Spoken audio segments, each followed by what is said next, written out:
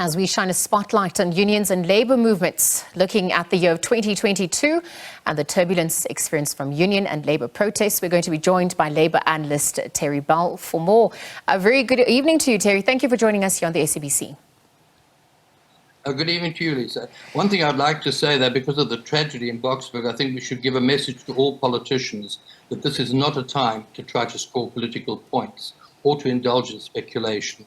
What we need now is to have compassion for what has happened to everyone there and to make damn sure that we get a transparent and accountable, fully accountable report about what actually happened and how it happened. Yeah, absolutely. There definitely calls for that. Thank you very much for those sentiments. Perhaps we can look at the issue at hand, 2022. Was it a fractious year for organisation labour? How would you weigh in on that? I would agree it was a fractious year. I'd agree that it's a very difficult and worrying year for Labour. And I suspect it's going to be even more difficult in 2023 with, we've got rising inflation, a cash-strapped government, rolling blackouts, which, let's face it, continue to strangle the economy, which in turn means greater stress on employment levels, more unemployment, more difficulty. So this is where the unions actually now come in, and they're weaker than they've ever been before, at a time when I think their need is greater than ever before. They've become less relevant than ever before because they continue to squabble amongst themselves.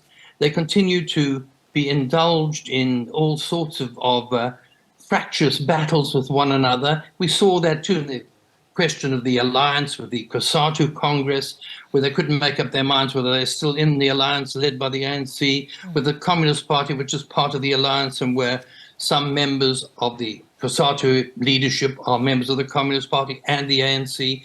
A mess there, which is a standard one which has never been resolved. The SAFTU, South African Federation of Trade Unions, is still at daggers drawn with its biggest affiliate, the National Union of Metal Workers.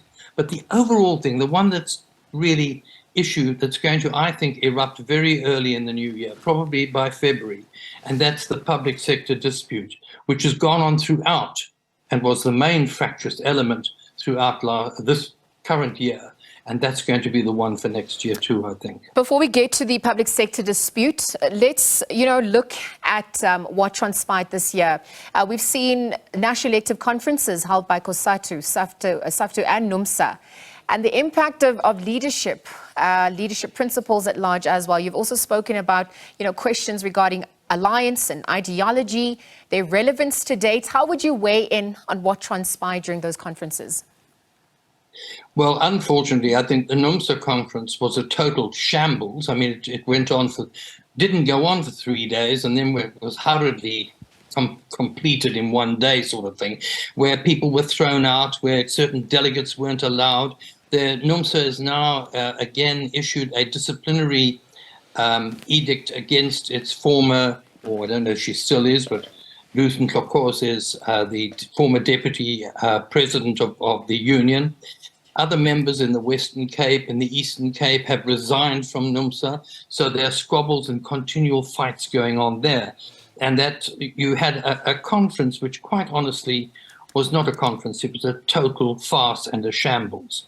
The COSATU Congress took place, but there we had the minister, the former General Secretary of the National Union of Mine Workers, who happens to be a government minister, happens to be a senior member there for the ANC, but also of the Communist Party, being booed at COSATU. And at the same time, you had members of the South African Communist Party saying it's time for the Communist Party to stand in elections against the ANC. But nothing happened about that. The SAFTU Congress was a bit of a shambles as well, but then the South African Police Union, which happened to be one of the bigger affiliates of the South African Federation of Trade Unions, disaffiliated from SAFTU, weakening that still further and again fragmenting the union movement.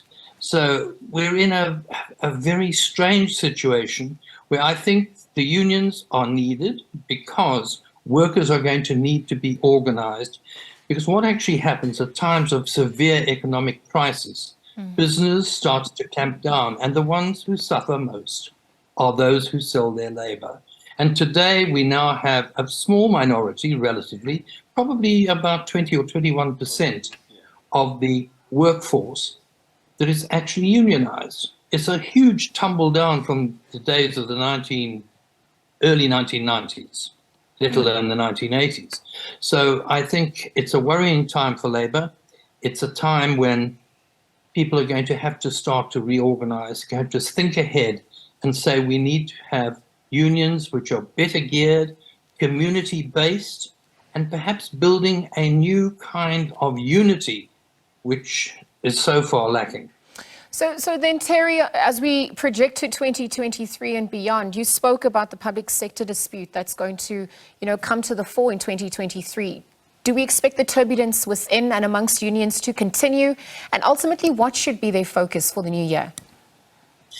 I would hope that there's enough of a grassroots movement, and this is beginning to show in the fragmentation, that a lot of people have been saying, a lot of ordinary union members are saying, we've had enough. And so they get together and they can get victimized by a bureaucratic leadership in some instances, and often by people who, well, shall we say, have their fingers in the investment company cookie jars, that sort of thing. So you're seeing rebellion, but this rebellion has resulted in fragmentation and the starting of other small unions. That's a bad thing on one level, but on the other level, it actually does show that there is a lot of grassroots resentment. And perhaps if that coalesces, we can have, with a lot of pressure that's going to come this coming year economically, we might perhaps have a greater move towards unity at the grassroots, a rebuilding of the fundamental shop floor organization, of the shop stewards, of building and putting the power back among the members and not among a bureaucracy. If that happens, and it could happen over the coming year, we'll see a better 2024. It's a rough time. Is that the way to win the hearts of workers, given the impact of the pressure on households and SA's precarious economic situation? No. The point is, commiseration of the masses is not going to help the masses. But the point is that you do have a situation where the one sign of unity, for example, within the public sector, you've got the two of the biggest unions in this country, the Public Servants Association, the PSA, and the National Education, Health and Allied Workers Union, the NEHAWU, and then a host of little unions who are in the public sector. They are united in opposing what the government has done. And what the government has done, I think, is, well, illegal in one sense, but certainly immoral. Illegal only in that they managed to impose a 3%, well, in the first place, ignored a third-year deal that they'd agreed to, which goes completely against, as far as I'm concerned, any sort of legitimate contract. It was a complete contract, but they got away on a technicality. And now the imposition of the 3% wage rise, they said, oh, well, the teachers took it. The teacher unions took it very reluctantly, and only because they did not want to go on strike at a time when they disrupt the work of their students. So they are also united. So perhaps out of that unity, we'll give an example to others. And I don't know how government's going to handle it, but as far as I'm concerned, so far they've made a mess of the whole thing. All right, Terry Bell, thank you for your analysis and for your time here at the SABC, looking at the year of 2022 and the turbulence experienced from union and Labour protests. Terry Bell, Labour Analyst, weighing in, and perhaps also looking at what we can expect for the year of 2023 and beyond.